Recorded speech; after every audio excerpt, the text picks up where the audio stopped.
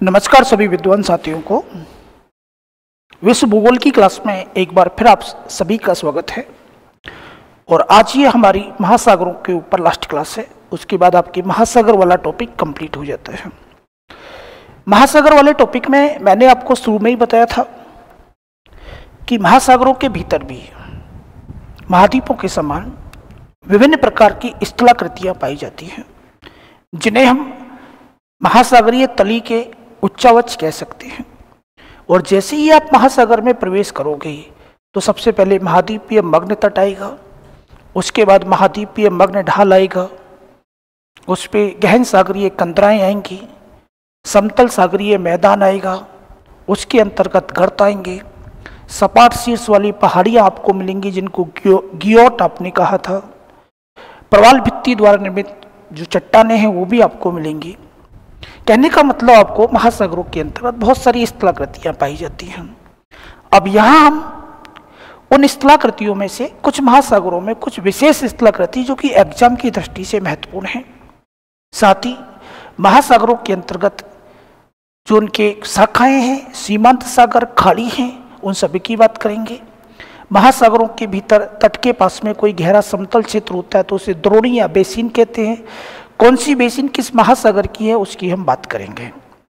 तो जनरल तो हम नितल के उच्चावच पहले क्लास में ही पढ़ चुके हैं, लेकिन यहाँ उन नितलीय उच्चावचों में से कुछ महत्वपूर्ण जो कि आपसे डायरेक्ट पूछी जाती हैं कि टेलीग्राफिक पठार कहाँ है, चैलेंजर कटक किस में है, डॉल्फिन कटक किसका पार्ट है, जेफ्रीज बेसिन किसका पार्ट है, नटाल बेसिन किसका पार्ट है, भूमध्य सागर किस महासागर का पार्ट है। ऐसे क्वेश्चंस भी बहुत सारे आते हैं, उन सब की चर्चा करेंगे। तो पहले तो आप सब जानते हैं कि हमारे अगर हम महासागरों की बात करें तो 4 बड़े महासागर हमारी पृथ्वी पर हैं।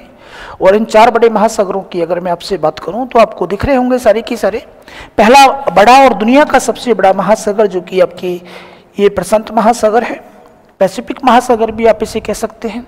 दूसरा आपके अटलांटिक महासागर है। तीसरा बड़ा हमारे हिंद महासागर आप कह सकते हैं। और चौथे नंबर पे एशिया, यूरोप और उत्तरी अमेरिका के ऊपर आपके बर्फीला क्षेत्र है जिसे आर्कटिक कहते हैं। तो ये 4 बड़े महासागर आप क्रमशः देखते हैं, प्रशांत, अटलांटिक, हिंद महासागर, आर्कटिक महासागर। और इन महाद्वीपों के नीचे लगातार पानी जो फैला हुआ है, कई बार उसको अंटार्कटिक महाद्वीप भी कहते हैं। तो कहने का मतलब ये महत्वपूर्ण महासागर हैं। अब सबसे पहले हम बात करते हैं सबसे बड़े महासागर की। और इनमें से सबसे बड़ा महासागर जो है, जो संपूर्ण पृथ्वी के लगभग 1/3 भाग पर फैला हुआ है, वो महासागर कौन सा है कभी आपसे पूछा जाए तो ये रहा आपके सामने प्रशांत महासागर। विश्व का सबसे बड़ा महासागर है। आपकी पृथ्वी पर 7 महाद्वीप हैं और लगभग 4 महासागर हैं। अगर कोई आपसे पूछे कि महाद्वीप और महासागर सब में मिला के सबसे बड़ी स्थलाकृति कौन सी है तो प्रशांत महासागर है। अगर सभी महाद्वीपों के क्षेत्रफल को जोड़ दोगे तो उनसे भी ये बड़ा है प्रशांत महासागर। बात आएगी कि प्रशांत महासागर की स्थिति क्या है। तो प्रशांत महासागर के पश्चिमी तट पर, ध्यान से सुनना, प्रशांत महासागर के पश्चिमी तट पर एशिया और ऑस्ट्रेलिया स्थित है। और प्रशांत महासागर के पूर्वी तट पर उत्तरी अमेरिका और दक्षिणी अमेरिका से ये घिरा हुआ है। ऊपर जाओगे तो ये बेरिंग जल संधि है और ये बेरिंग जल संधि के द्वारा ये ऊपर वाले आर्कटिक महासागर से जुड़ा हुआ है। तो पहली चीज तो आपको ये पता होनी चाहिए कि प्रशांत महासागर की स्थिति कहाँ पर है। तो एशिया और ऑस्ट्रेलिया तो इसके पश्चिमी तट पे हैं और दोनों अमेरिका इसके पूर्वी तट पे हैं। प्रशांत महासागर को अपने पैसिफिक सागर भी कहा। अब पहला प्रश्न कि प्रशांत महासागर के सीमांत सागर, खाड़ी या आप कह सकते हैं कि छोटे मोटे सागर जो हैं वो कौन कौन से आएंगे। तो किसी भी बड़े महासागर में किसी स्थलाकृति, किसी कटक के द्वारा या किसी द्वीप के द्वारा पानी अगर थोड़ा सा अलग हो जाता है तो उसे हम सीमांत सागर कहते हैं। वो सागर के रूप में हो सकता है, खाड़ी के रूप में हो सकता है। तो वो सारी चीज़ें आपको यहाँ याद करनी है। तो यदि प्रशांत महासागर के सीमांत सागरों की मैं आपसे बात करता चलूँ तो सबसे ऊपर आप जाओगे तो सबसे ऊपर ये वाला पार्ट जो है ना, ये तो बेरिंग सागर कहलाता है। बेरिंग सागर के रूप में जानते हैं। ये आपके साइबेरिया का इधर प्रायद्वीप निकला हुआ है। इसे हम कौन सा कहते हैं तो ओखोटस्क सागर के नाम से जानते हैं। ये जापान के द्वीप आ गए। जापान के द्वीप और एशिया के मुख्य भूमि के बीच में पानी है, इसे हमने इसी के नाम पे जापान सागर कह दिया। और नीचे आए तो यहाँ पे आपको पीत या पीला सागर मिल गया। उसके नीचे आए तो ये पूर्वी चीन सागर मिल गया आपको। और थोड़ा सा नीचे लेके आता हूँ तो दक्षिणी चीन सागर आपके हैं। अब यहाँ ये इंडोनेशिया के द्वीप आ गए और इंडोनेशिया के द्वीपों के सब पे कई सारे सागर आपस में बटे हुए हैं। यहाँ आपके बात करें तो जावा सागर भी है, यहीं के आपके सुलूप सागर भी है। ये ऑस्ट्रेलिया के ये वाले पार्ट में ये खाड़ी निकली हुई है, इस खाड़ी को कार्पेंटिया की खाड़ी कहते हैं। यहीं पे आओगे तो इधर की साइड में आराफुरा सागर भी आपको मिलेगा। तो जावा सागर, सुलूप सागर, सेलेबिस सागर, आराफुरा की खाड़ी, कार्पेंटिया की खाड़ी, ये सब के सब जो है आपके प्रशांत महासागर के पार्ट हैं। प्रश्न आएगा कि गुरुजी प्रश्न कैसे पूछेगा, इसमें आपसे पूछेगा कि आराफुरा का सागर किस महासागर का पार्ट है, तो प्रशांत महासागर का है। जावा सागर, सुलूप सागर किसके पार्ट हैं, तो आपके प्रशांत महासागर के पार्ट हैं। कार्पेंटिया की खाड़ी ऑस्ट्रेलिया के उत्तरी पार्ट में स्थित है और ये भी प्रशांत महासागर का पार्ट है। अब आपको पता ना यहाँ सबसे बड़ी प्रवाल भित्ति ग्रेट बियर रीफ है, प्रवाल भित्ति यानी कि कोरल। तो यहाँ पे एक सागर है, उस सागर का नाम प्रवाल के नाम पे रख दिया हमने, कोरल सी जिसे कहते हैं। पूछेगा कि कोरल सागर किस महासागर का पार्ट है, तो प्रशांत महासागर का है। नीचे जाओगे तो ऑस्ट्रेलिया का एक द्वीप जिसे तस्मान द्वीप कहते हैं, तो इसके पास की सागर को हमने तस्मान सागर के रूप में जाना। इधर की साइड जब आप आओगे तो इसको आप जानते होंगे, ये खाड़ी जो है आपकी कैलिफोर्निया के प्रायद्वीप के पास में, तो ये आपकी एक खाड़ी हो गई जिसका नाम कैलिफोर्निया की खाड़ी है। आपसे पूछेगा कैलिफोर्निया की खाड़ी किस महासागर का पार्ट है, तो बताओगे प्रशांत महासागर का है। यहाँ आओगे तो इस खाड़ी का नाम क्या है, तो अलास्का की खाड़ी आपको यहाँ मिलेगी, अलास्का की खाड़ी भी मिलेगी। और ये मध्य आपके अमेरिका की खाड़ी भी आप इसे यहाँ कह सकते हैं। तो इस प्रकार से ये आपके सीमांत सागर और खाड़ियाँ इस प्रशांत महासागर के पार्ट हैं। दोबारा से सुन लें कौन कौन से हैं, तो बेरिंग सागर है, ओखोटस्क सागर है, जापान सागर है, पीला सागर है, पूर्वी चीन सागर, दक्षिणी चीन सागर। अब इंडोनेशिया के द्वीपों के नाम पे जावा सागर, सुलूप सागर, सेलेबिस सागर, आराफुरा की खाड़ी, आराफुरा सागर। ऑस्ट्रेलिया के तट पे कौन है, तो कार्पेंटिया की खाड़ी है। इधर कौन है, तो कोरल सागर है, तस्मान सागर है। इधर आओगे तो ये कैलिफोर्निया की खाड़ी है, यहीं पे एक धारा भी चलती थी ना कैलिफोर्निया की धारा। ऊपर जाओगे तो ये अलास्का की खाड़ी हो गई। ये सब के सब इसके सीमांत सागर आपके कहलाएंगे।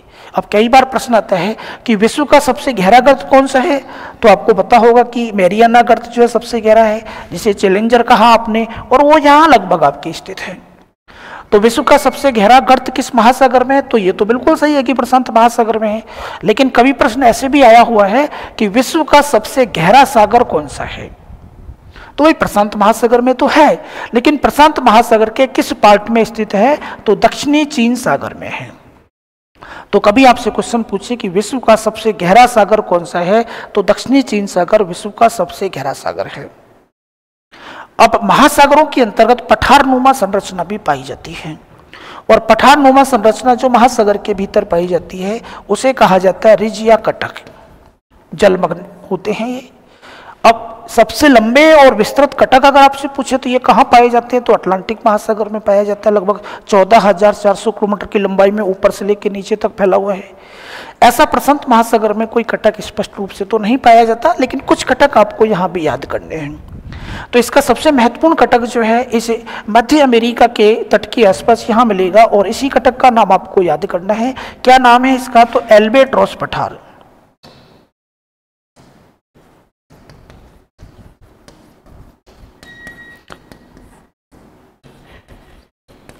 ये वाला है। प्रश्न आएगा कि एल्बेट्रॉस पठार कहाँ स्थित है, एशिया महाद्वीप में है, उत्तरी अमेरिका महाद्वीप में है, अटलांटिक महासागर में है, या प्रशांत महासागर में है। तो आपको बताना होगा कि एल्बेट्रॉस पठार किसी महाद्वीप के ऊपर नहीं बल्कि प्रशांत महासागर में मध्य अमेरिका के पास स्थित है। इसी प्रकार अगर मैं नीचे जाऊं तो यहाँ एक कटक मिलेगा जिसे हम न्यूजीलैंड कटक के रूप में, न्यूजीलैंड के पास में है तो न्यूजीलैंड कटक के रूप में कहते हैं। ये हवाई द्वीप है और इसे हवाई द्वीप को प्रशांत महासागर का चौराया भी कहा जाता है। तो यहाँ का जो कटक है उसे हवाई कटक या हवाईयन कटक के रूप में भी जाना जाता है। लेकिन एग्जाम की दृष्टि से प्रशांत महासागर की अगर किसी कटक की बात होगी तो केवल ये कटक आपसे पूछा जाएगा। एल्बेट्रॉस पठार किसमें है, तो प्रशांत महासागर में है।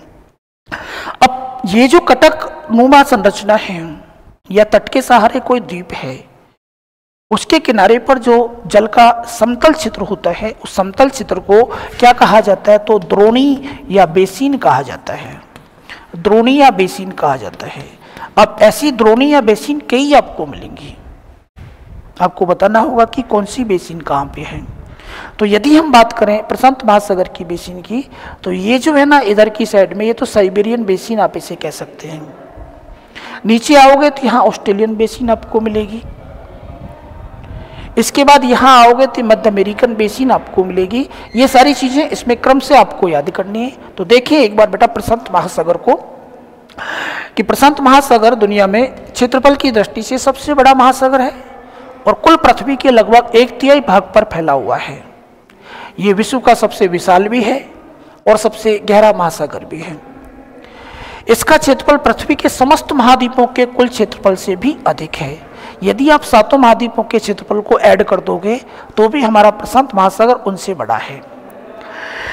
प्रशांत महासागर की स्थिति मैं बता ही चुका हूं कि इसके पूर्वी तट पे जाओगे तो दोनों अमेरिका मिलेंगे आपको, और इसके पश्चिमी तट पे जाओगे तो एशिया और ऑस्ट्रेलिया से ये घिरा हुआ है।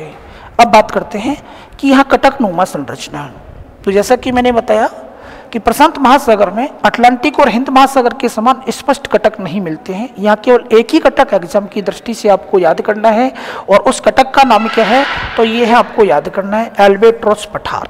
वेरी इंपॉर्टेंट, यही पूछा जाएगा कभी भी एग्जाम में अगर प्रशांत महासागर का कोई कटक आया तो एल्बेट्रोस पठार जो है ये आपके मध्य अमेरिका के पास स्थित है। इस एल्बेट्रोस पठार का जो उत्तरी पार्ट है उसे आप कोकस कटक कहते हैं, और इसका जो नीचे वाला पार्ट है उसे फेलिस जुआन फर्नांडिस कटक के रूप में भी जाने जाते हैं। ये इसकी दो शाखाएं हैं। मुख्यतः तो आपको यही याद करना है कि एल्बेट्रोस पठार प्रशांत महासागर में मध्य अमेरिका के पास में है। इसका कुछ भाग ऊपर की ओर निकला हुआ है जिसको कोकस कटक के रूप में जानते हैं, और नीचे की ओर जाओगे तो फेलिस जुआन कटक के रूप में है। मैंने कहा था कि प्रशांत महासागर के बीच में आपके एक द्वीप है, हवाई द्वीप। तो उसे हमने, जहाँ पर ये हवाई द्वीप है वहीं पे कटक है, जैसे हवाई कटक कहते हैं। निर्माण किससे हुआ है? तो ज्वालामुखी क्रिया से हुआ है। और एक दो कटक आप याद करते हैं, चाथम कटक, जो कि कहाँ है? तो आपको याद रखना है, न्यूजीलैंड के पास है। इसे न्यूजीलैंड का पठार या न्यूजीलैंड का कटक भी कह सकते हैं। तो न्यूजीलैंड का कटक आएगा तो फिर भी आप समझ जाओगे कि भाई प्रशांत महासागर में है। लेकिन अगर न्यूजीलैंड ऑप्शन में नहीं है और ये आ जाए तो थोड़ा सा आप कंफ्यूज हो जाओगे। तो याद करें कि चाथम का उभार या कटक न्यूजीलैंड के पास प्रशांत महासागर में है। ऑस्ट्रेलिया के नीचे एक द्वीप था तस्मान, उसके पास के कटक को तस्मान कटक कहेंगे, और उसके पास में एक और मिलेगा मैकवेरी बेलानी कटक, जो सुदूर दक्षिण में आपके स्थित है। कहने का मेरा मतलब है कि प्रशांत महासागर में कटक केवल एक ही याद करना है आपको, बस। कौन सा है? एल्बेट्रोस पठार याद कर लो। बाकी कटक के बारे में कोई प्रश्न प्रशांत महासागर से ऐसा बनता नहीं है। अब बात करते हैं कि प्रशांत महासागर के बेसिन कौन कौन से हैं, समतल क्षेत्र कौन से हैं। तो साइबेरिया के तट पे जाओगे तो एल्यूशियन बेसिन आपको मिलेगा, और नीचे आओगे तो पूर्वी और पश्चिमी कैरोलिन बेसिन मिलेगा। प्रशांत महासागर में ऑस्ट्रेलिया ओशिनिया में एक द्वीप समूह है फिजी, और वहां पे बेसिन को फिजी बेसिन कहते हैं। वेरी इंपॉर्टेंट, ज्यादा इंपॉर्टेंट ये है कि जेफरीज बेसिन। जेफरीज बेसिन कहाँ है? तो दक्षिणी ऑस्ट्रेलिया के पास में। किस महासागर का पार्ट है? तो प्रशांत महासागर का है। दक्षिणी पूर्वी प्रशांत बेसिन से पेरुचेली बेसिन के नाम पे जानेंगे। तो ये यहाँ केवल बेसिनों में आपको इतना याद करना है कि ये दो बेसिनें आपको मुख्यतः याद करनी है, एक ये वाली करनी है, एक एल्यूशियन बेसिन, दूसरी फिजी और जेफरीज बेसिन क्रम से आपको याद करनी है कि ये कहाँ है? तो प्रशांत महासागर में है। इतना याद करने के बाद आप आगे आ जाओ, और प्रशांत महासागर के लगे हुए सागर कौन कौन से हैं। तो एशिया के सहारे उत्तर से चल के नीचे की ओर आओगे तो क्रम से सबसे पहले आपको बेरिंग सागर मिलेगा, साइबेरिया के तट पे आपको ओखोटस्क मिलेगा, फिर जापान है, पूर्वी चीन सागर है, पीला सागर, दक्षिणी चीन सागर। अब इंडोनेशिया के आसपास आ जाओ, वहाँ आपको जावा सागर मिलेगा। जावा सागर के बगल में ही सुलू है, बांदा है, सैली बीच है। जावा, सुलू, बांदा, सैली बीच, ये सारे के सारे इंडोनेशिया के तट पे स्थित हैं। ये उत्तरी ऑस्ट्रेलिया के तट पे है, ये कॉर्पेंटिया की खाड़ी, और यहीं पे पास में आपको आराफोरा, कोरल और तस्मान सागर भी मिलेंगे। इसके अलावा आप अलास्का की खाड़ी, कैलिफोर्निया की खाड़ी भी प्रशांत महासागर के पार्ट हैं, इनको भी याद कर सकते हैं। तो ये था आपके प्रशांत महासागर का बेसिन। अब हम बढ़ते हैं दूसरे महासागर की ओर। रिंग ऑफ फायर या आप पढ़ ही चुके हो, शुरुआत में हमने पढ़ाया कि विश्व के लगभग 2/3 भूकंप और ज्वालामुखी प्रशांत महासागर के दोनों तटों पे आते हैं, इस कारण इसे रिंग ऑफ फायर कहते हैं। विश्व का सबसे गहरा गर्त कौन सा था? तो मेरियाना गर्त था, जो कि दक्षिणी चीन सागर में स्थित था। यह पहला महासागर आपके क्लियर है, प्रशांत महासागर। अब बढ़ते हैं हम दूसरे महासागर की ओर, और दूसरा महासागर है अटलांटिक महासागर। पहला क्वेश्चन कभी आए कि अटलांटिक महासागर की स्थिति क्या है, तो अटलांटिक महासागर की अगर हम बात करें आपसे, तो अटलांटिक महासागर के पश्चिमी तट पर इसके दोनों अमेरिका स्थित हैं। ये आपके नॉर्थ अमेरिका है और ये आपके साउथ अमेरिका है। और यदि इसके पूर्वी तट पे आओगे तो ऊपर जो है ये तो यूरोप है और नीचे कौन है? तो अफ्रीका है। इनके बीच ये प्रशांत अटलांटिक महासागर जो है अंग्रेजी के एस अक्षर के आकार में फैला हुआ है। तो कभी ये प्रश्न आए कि कौन सा महासागर अंग्रेजी के एस अक्षर के समान फैला हुआ है, तो आपका आंसर होगा कि अटलांटिक महासागर है। स्थिति अगर पूछता है तो इसके पश्चिमी तट पे उत्तरी अमेरिका और दक्षिणी अमेरिका, और पूर्वी तट पे जाओगे तो यूरोप और अफ्रीका स्थित है। ये क्षेत्रफल की दृष्टि से विश्व का दूसरा बड़ा महासागर है और इसका क्षेत्रफल प्रशांत महासागर का लगभग आधा है, उसके क्षेत्रफल से आधा है। अगर हम बात करें कि प्रशांत महासागर में स्थित सीमांत सागरों की मैं आपसे बात करूं, तो ये विश्व का सबसे बड़ा द्वीप है जिसे ग्रीनलैंड कहते हैं। तो यहाँ सीमांत सागर और खाड़ियों की बात करें तो यहाँ आपके बेफिन की खाड़ी, इधर ऊपर से चले अब तो ये बेफिन की खाड़ी है, इधर आओगे तो ये हडसन की खाड़ी है। यहाँ आपके फंडी की खाड़ी, जहाँ सबसे ऊंचा ज्वार आपने पढ़ा था, यहीं पे सेंट लॉरेंस की खाड़ी है, और इसको आप जानते होंगे मैक्सिको की खाड़ी। तो दोबारा से सुन लें, सीमांत सागरों में बेफिन की खाड़ी, हडसन की खाड़ी, फंडी की खाड़ी, सेंट लॉरेंस की खाड़ी, मैक्सिको की खाड़ी अटलांटिक महासागर के पार्ट हैं। और ये जो क्षेत्र है आपके, ये कैरिबियन सागर कहलाता है। तो कैरिबियन सागर भी इसी का पार्ट है। अब इधर की ओर आते हैं तो ये आपके गिनी की खाड़ी आ जाती है। और मोस्ट इम्पोर्टेंट कि इस अटलांटिक महासागर का कुछ पानी जो है अफ्रीका और यूरोप के बीच में घुस गया, और यहाँ इसे क्या कहते हैं? तो ये वाला पार्ट जो है ना आपके भूमध्य सागर कहलाता है, मेडिटेरियन सी कहलाता है। और भूमध्य सागर और अटलांटिक महासागर को जिब्राल्टर जल संधि जोड़ती है। तो कभी प्रश्न आए कि भूमध्य सागर किस महासागर का पार्ट है, तो अटलांटिक का है। अब मैं ऊपर आपको ले चलता हूं, तो ऊपर यहाँ ये जो इंग्लैंड है आपके, इस इंग्लैंड के पश्चिम में जाओगे तो छोटा सा एक और द्वीप है आयरलैंड। तो ये तो हो गया बेटा आयरिश सागर। इंग्लैंड के नीचे आओगे तो इंग्लिश चैनल हो गया। इधर जाओगे तो ये उत्तरी सागर भी अटलांटिक का पार्ट है। और यदि मैं आपको इधर की साइड आगे घुसा देता हूं तो इसका नाम है बाल्टिक सागर। तो कहने का मतलब भूमध्य सागर, आयरिश सागर, इंग्लिश चैनल, उत्तरी सागर, बाल्टिक सागर जो है ये भी अटलांटिक महासागर के पार्ट है। यानी कि अटलांटिक महासागर में क्योंकि चारों ओर तट कटा फटा है, तो सीमांत सागर और खाड़ियां बहुत ज्यादा मिलेंगी आपको। दोबारा से सुन ले, इधर से चलना शुरू करोगे यहाँ पे तो बेफिन की खाड़ी, हडसन की खाड़ी, सेंट लॉरेंस की खाड़ी, फंडी की खाड़ी, मैक्सिको की खाड़ी, कैरिबियन सागर। इधर आओगे तो गिनी की खाड़ी, भूमध्य सागर। आगे जाओगे तो ये आपके आयरिश सागर, इंग्लिश चैनल, उत्तरी सागर, बाल्टिक सागर। ऊपर जाओगे तो नॉर्वे सागर के नाम से ये जाना जाएगा। ये सब के सब इसी के पार्ट हैं। अब इस अटलांटिक महासागर की सबसे इंपॉर्टेंट बात मैं आपको बताने जा रहा हूं, जो सबसे ज्यादा बार पूछेंगे कि अटलांटिक महासागर में उत्तर से दक्षिण की ओर, अगर आप इसमें उत्तर से दक्षिण की ओर आओगे तो उत्तर से दक्षिण की ओर एस अक्षर के आकार में एक कटकनुमा संरचना फैली हुई है। यह विश्व का सबसे लंबा कटक है, 14,400 किलोमीटर की लंबाई में फैला हुआ है। ग्रीनलैंड के दक्षिण से शुरू होगा और नीचे पूरी लंबाई में नीचे तक जाएगा।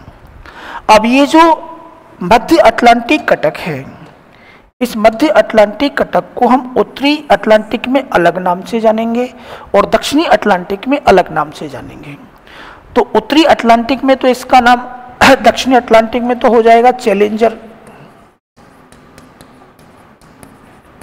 चैलेंजर कटक, और उत्तरी अटलांटिक में इसका नाम हो जाएगा डॉल्फिन कटक।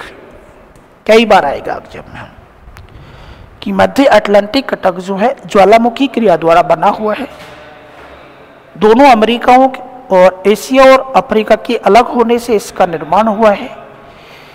इस मध्य अटलांटिक कटक के उत्तरी भाग को तो डॉल्फिन कटक और दक्षिणी भाग को चैलेंजर कटक कहते हैं।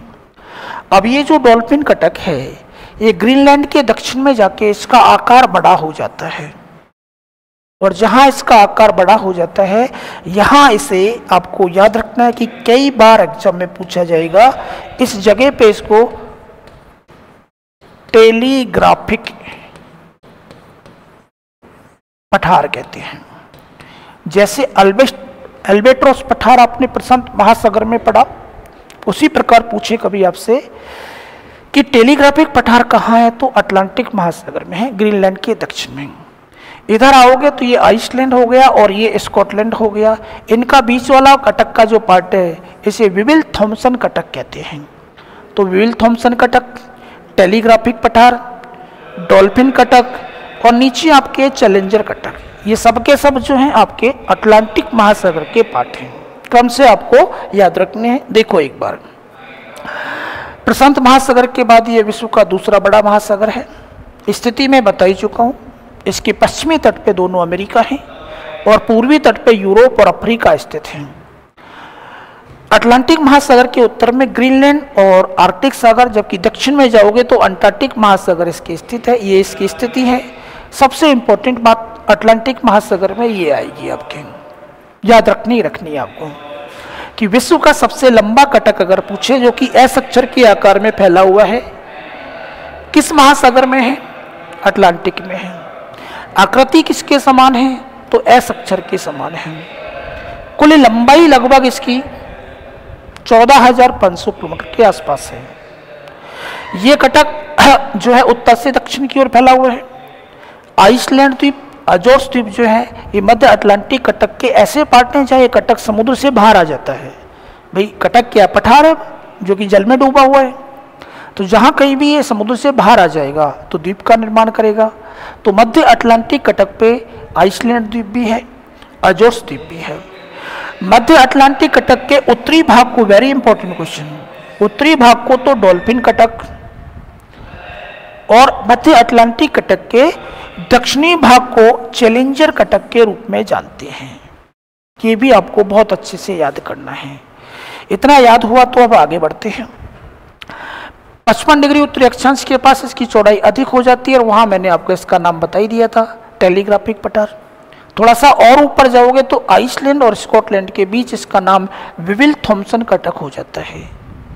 अब इस मध्य अटलांटिक कटक की कई शाखाएं जो निकलकर अमेरिका और यूरोप और अफ्रीका की ओर जाएंगी। तो इसकी शाखाएं हो गई।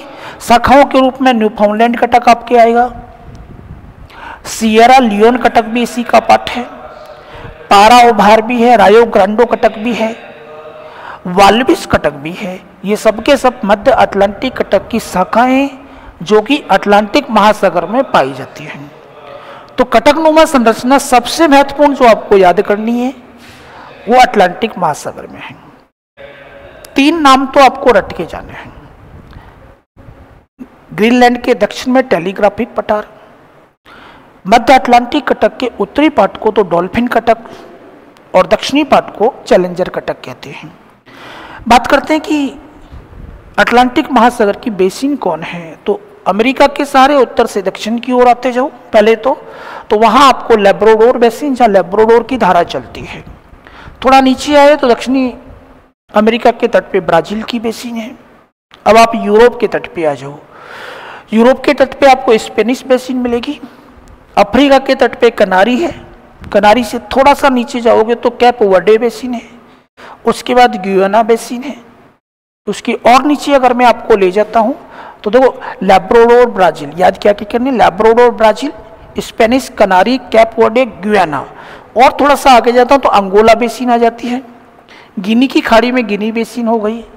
उसके थोड़ा नीचे कैप बेसिन भी आ गई, अर्जेंटीना बेसिन, और एक आएगी अगुलहास बेसिन। थोड़ा सा याद करना बेटा कि अगुलहास की अगर धारा की बात करता हो तो अगुलहास की धारा जो है आपकी हिंद महासागर की धारा है। अगुलहास की धारा हिंद महासागर की धारा है। लेकिन अगुलहास बेसिन की बात करेगा तो अगुलहास बेसिन जो है आपके अटलांटिक महासागर की एक बेसिन का नाम है, याद रखना। आते हैं अटलांटिक महासागर के सीमांत सागर और खाड़ी। तो ऊपर से चलें, सबसे पहले ग्रीनलैंड सागर, नॉर्वे के तट पे नॉर्वे सागर, भूमध्य सागर को आप जानते हैं, इंग्लिश चैनल को जानते हैं, गिनी की खाड़ी। ग्रीनलैंड के पश्चिम में जाओगे तो बैफिन की खाड़ी, लैब्राडोर सागर वहीं पे है। और आगे चलते हैं तो कैरिबियन सागर, फंडी की खाड़ी, सेंट लॉरेंस की खाड़ी, मैक्सिको की खाड़ी, कैरिबियन सागर, ये सब के सब इसी के पार्ट हैं। इसकी चर्चा हम कर चुके हैं कि उत्तरी अटलांटिक महासागर में एक ट्रायंगल बनता है, बरमूडा त्रिकोण जिसे कहते हैं। आपसे पूछे कि बरमूडा त्रिकोण है कहां पे है, तो उत्तरी अटलांटिक महासागर में है। उत्तरी अटलांटिक महासागर में यह बनता है। और इस क्षेत्र में अगर कोई वायुयान या जहाज प्रवेश कर जाता है तो अत्यधिक गुरुत्वाकर्षण शक्ति के कारण वो पानी में डूब जाता है। ये रहस्यमयी है, आज तक इसका कोई भी पता नहीं लगा पाया कि ऐसा यहाँ क्यों होता है। आपसे केवल एक ही बात पूछेगा कि रहस्यमयी बरमूडा ट्रायंगल कहाँ स्थित है, तो आपका आंसर होगा उत्तरी अटलांटिक महासागर में। उत्तरी अटलांटिक में आपने एक सागर भी पढ़ा था, ध्यान हो तो आपको, सारगेसो सागर, जो धाराओं के चक्राकार प्रवाह के भी शांत जल का क्षेत्र था। तो कहने का मतलब बरमूडा ट्रायंगल और सारगेसो सागर कहाँ है, तो उत्तरी अटलांटिक महासागर आपको याद करना है। और अब आगे आपका लास्ट महासागर, जो कि अंग्रेजी के एस अक्षर के आकार में, अंग्रेजी के एम अक्षर के आकार में, एस में तो अटलांटिक था, अंग्रेजी के एम अक्षर के आकार में हमारे भारत के दक्षिण में जो फैला हुआ है वो आपका हिंद महासागर है। हिंद महासागर के उत्तर में ये एशिया है, पश्चिम में जाओगे तो ये अफ्रीका है, और पूर्व में आओगे तो ये ऑस्ट्रेलिया है। इधर आपके इंडोनेशिया के द्वीप समूह है, दक्षिण की ओर ये अंटार्कटिक महासागर से ही जुड़ा हुआ है। क्षेत्रफल की दृष्टि से ये तीसरा बड़ा है। अब बात करते हैं कि इसके सीमांत सागर कौन कौन से हैं। तो यदि हम इसके सीमांत सागरों की बात करें तो यहाँ आपको अरब के प्रायद्वीप के बगल में ये लाल सागर है, ये फारस की खाड़ी है, ये ओमान की खाड़ी है, ओमान सागर कह सकते हैं। गुजरात के तट पे आओगे तो कच्छ की खाड़ी और खंबात की खाड़ी। तो सीमांत सागरों में लाल सागर, फारस की खाड़ी, ओमान सागर, कच्छ की खाड़ी, खंबात की खाड़ी। इधर आओगे तो मन्नार की खाड़ी, पाक जल संधि।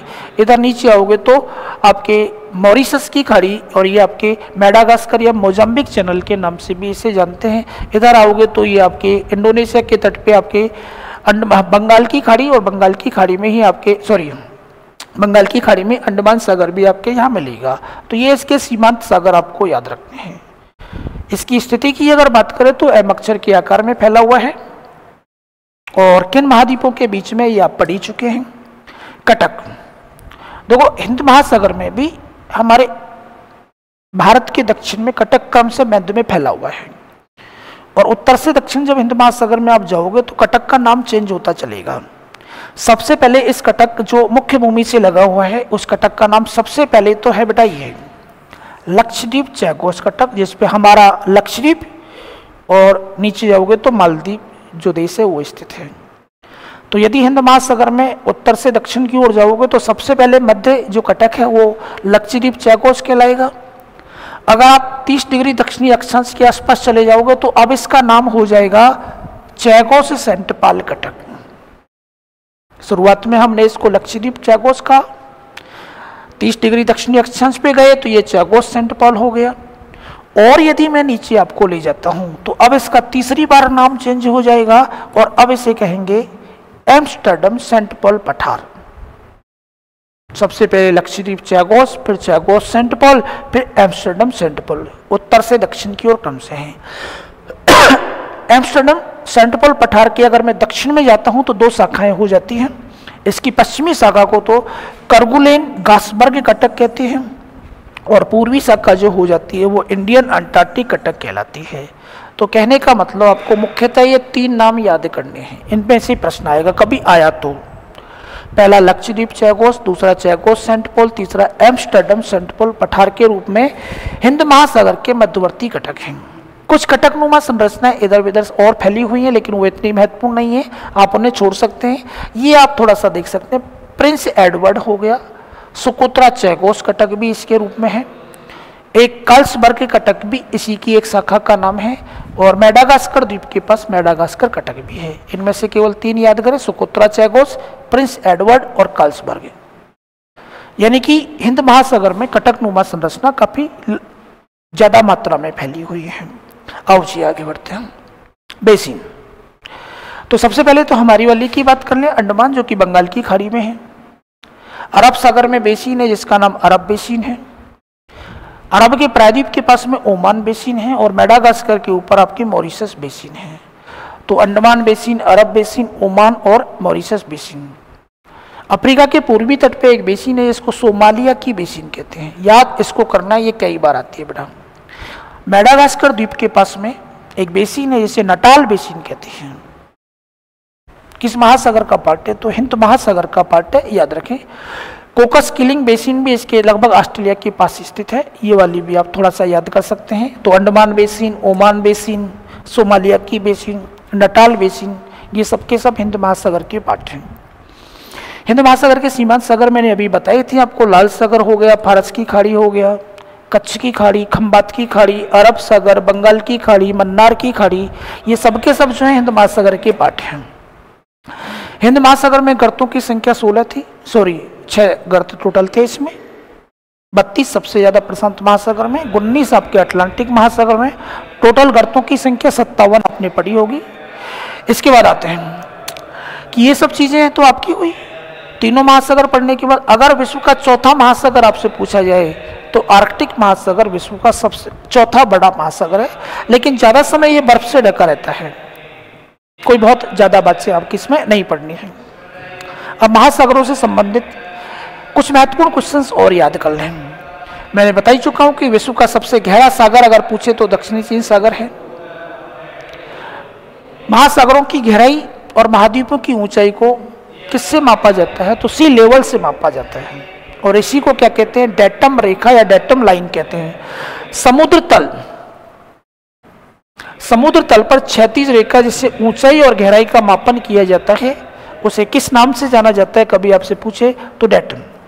देखो हिंद महासागर में सुंडा गर्त तो आपने पढ़ा था, लेकिन यहाँ एक और गर्त आपको मिलेगा 19 ईस्ट कटक के रूप में, आपको हिंद महासागर में स्थित है, ये भी याद रखेंगे। महासागरीय नितल पर सबसे विस्तृत भाग कौन से होते हैं? तो ये मैदान होते हैं, मैं बता ही चुका हूँ। टर्की एक ऐसा देश है जो एशिया और यूरोप दोनों देशों में महाद्वीपों में फैला हुआ है, और किन के बीच है कभी पूछे तो काला सागर और भूमध्य सागर के आसपास ये पड़ता है। ये सारी बातें आपको इसमें याद करनी है, और इसी के साथ आपका महासागर वाला टॉपिक जो है कंप्लीट होता है, रीट के लिए भी और सेकेंड ग्रेड के लिए भी। फर्स्ट ग्रेड वाले इसमें से कुछ और ऐड करेंगे जो हम किसी दूसरे सिलेबस में जब करेंगे फर्स्ट ग्रेड का स्पेशल, वहां आपको बताएंगे। आज के लिए इतना ही, सभी को राम राम।